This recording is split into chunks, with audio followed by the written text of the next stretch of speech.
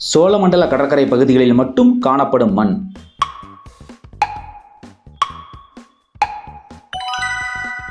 உவர் மண். தமிழ்நாடு நெல் ஆராய்ச்சி நிறுவனம் தொடங்கப்பட்ட ஆண்டு.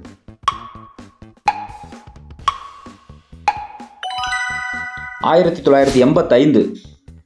கொண்டக்கடலை உற்பத்தியில் முன்னிலை வகிக்கும் மாவட்டம். கோயம்புத்தூர். சிம்ஸ் பூங்கா தமிழ்நாட்டில் எந்த மாவட்டத்தில் அமைந்துள்ளது?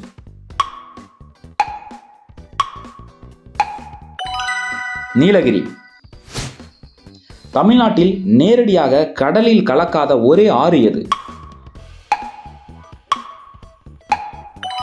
வைகை.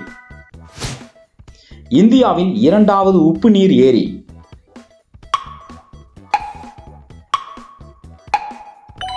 பழவேற்காடு ஏரி.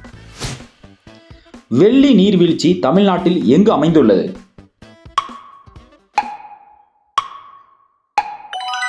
கொடைக்கானல்.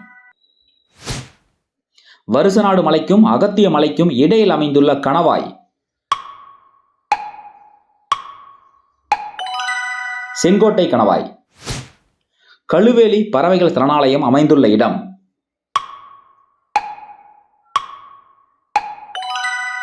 விழுப்புரம்.